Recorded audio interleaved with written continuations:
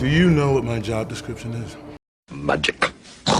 Hey guys, so the behavioral science industry is often shrouded in mystery, which is not very helpful for A, people who want to work in that industry, and B, for people who want to work with that industry as clients hiring consultants like myself. So I've been working in the behavioral science industry for over a year now. I work for Ogilvy's behavioral science practice. And so I'm going to be explaining to you in this video what it is I actually do as a behavioral science consultant every day, and hopefully that'll shed some light on this very mysterious industry. Let's jump into it. So while no 2 weeks are the same, you can basically split my tasks into 5 different buckets. They are new business, research, creation, testing, and internal stuff. Let's start with the first bucket, new business. So a behavioral science consultancy, just like any other consultancy, needs clients. That's how we get paid. And clients are simply other businesses or organizations looking to get some help with a problem they have by hiring some behavioral scientists like us. As an example, imagine McDonald's is the potential client, and McDonald's has a problem with people littering in the car park. They eat their food at McDonald's, but they don't throw away their rubbish properly. That's a behavioral problem, a problem that would be perfect for someone like myself and my team to try and solve. So in order to try and win McDonald's as a client, we have to engage in a series of new business activities in order to get them to work with us. Firstly, that would involve trying to meet with them to figure out what kind of problem they have and how we might be able to help. 2 would be putting together a pitch, which is just a presentation that explains who we are, why we think we'd be great for their challenge, and how much it would cost for them to hire us. Now, these pitches do take quite a bit of time to put together because you have to make every single one bespoke to the client that you're trying to win so that you can pull together the most compelling sales pitch as to why they should work with you. And hopefully after your pitch, they feel really convinced that they want to work with you, and they say, yes, we want to work with you, and they give us some money to try and help them with their particular problem. Which then takes us over to the research phase. So the first stage of any project is always research. In the research phase, what we're trying to do is diagnose the problem correctly. In the same way that a doctor has to diagnose a patient before administering any medicines, we have to diagnose the problem appropriately. And to do that, we conduct a lot of research.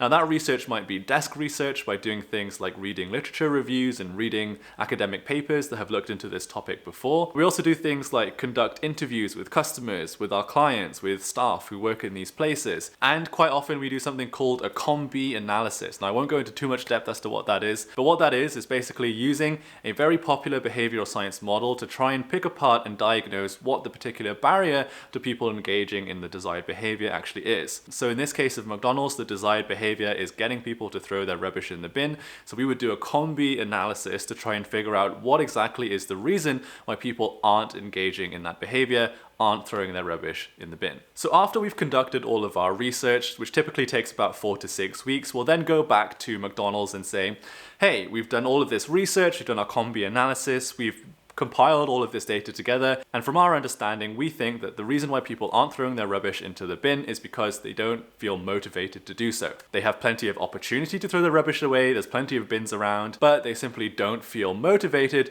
in order to do it. So hopefully after we say that to McDonald's in this presentation, they go, yep, that sounds right to us. Actually, that's really interesting because you're thinking about it in a different way to how we have.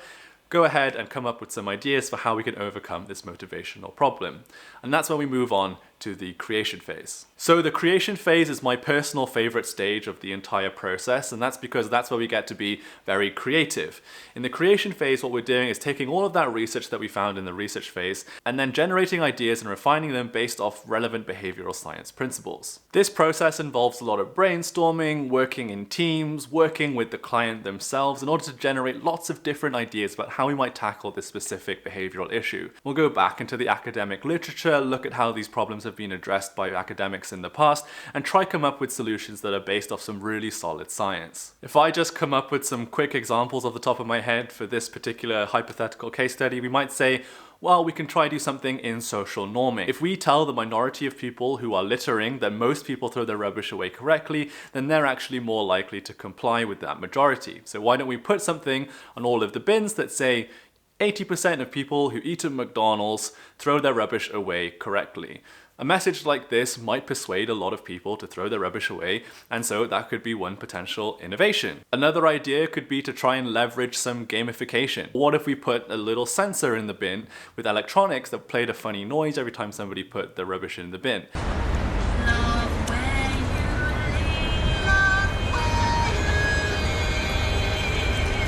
That would be an immediately rewarding signal for people who want to put their rubbish in the bin and make the process feel fun. Or we could try pull on the lever of reciprocity, another behavioral science principle. We could put a little message on all of the packaging that tells you the name of the person who actually worked in the factory that put that packaging together. And we can say, Stephen worked really hard to put this packaging together for you to hold your burger. Please dispose of it correctly. And just by putting that little message on the box, we might induce that reciprocity response in people and encourage them to throw their rubbish away correctly. So after we've generated lots of ideas like this, we'll refine them and put together our favorite ones into another presentation, and then show these ideas back to McDonald's, the client, in order to try and get their point of view about what is feasible and what they think would actually work. So in this case, imagine McDonald's come back to us and they say, these ideas are really great, creative, and we never thought of any of these before. We can't do any of the electronic ones because it'll be too expensive and too many chances of things going wrong.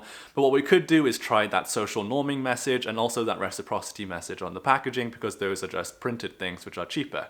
And we would say, okay, that sounds good to us. Let's go ahead and try those things. And then if we get to this stage, we'll hopefully be working with McDonald's to move on to the testing phase. So the testing phase, as the name suggests, is where we actually test our recommendations to see if behavioral science actually works. Now, unfortunately, as a consultancy, and this is true of all consultancies, not all of our projects make it to this stage. Oftentimes our recommendations get lost in the bureaucracy of large companies and large organizations, and they never actually make it into the field. But in the cases where we do manage to get our recommendations tested, that's really exciting, because then we can actually get some results from our work. So in order to test a behavioral science intervention, you have to run some sort of trial. And the most common and robust version of this is the randomized control trial. So this is where you randomly allocate different people in your group to different conditions to see whether your intervention actually works. So let's use our hypothetical McDonald's case study as an example. So if we were running this trial with McDonald's would split their branches into 4 different groups. They might do this,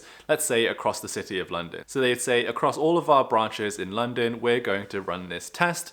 For 1 month, we're just going to measure how much rubbish is left on the floor in all of these branches. And then in the second month, we're going to divide up the branches among the different conditions to see whether your intervention actually makes a difference. So the first group would be the control group, and that's where you don't do anything differently, just to make sure you have something to compare against. Then the second group might be the social norming message group. So in those branches, they'll put the social norming message on the bins. Then the third group might be the reciprocity group, where you put the little message on all of the boxes that says who made that box for you and please throw your rubbish away correctly. They get that intervention, but they don't get the social norming intervention. And then the fourth group might be having the social norming intervention plus the reciprocity intervention combined. And then over the next month, McDonald's would measure how much rubbish got left on the floor in each of these different interventions, record the results, send that back to us, and then we would do some data analysis. So when we get the results back, that's when having some kind of stat skill becomes very valuable to employers. Because if you know how to handle large data sets in Excel or R or SPSS or something like that, then that means that you can actually take all of this data that you get from your clients, process it, and then see if our intervention actually worked or not. So after you've processed your data from the client, then hopefully you get a really clean set of results, which looks something like control, no difference, reciprocity, 10% less rubbish, social norming message, 20% less rubbish, social norming plus reciprocity, 25% less rubbish. Results like that would be ideal and aren't unrealistic for the kind of effect sizes you can expect when using behavioral science. So then we would take these results, put them into a new presentation for McDonald's, and tell them how we did. And in this hypothetical scenario, we go back to them with a really clean story where we say, if you combine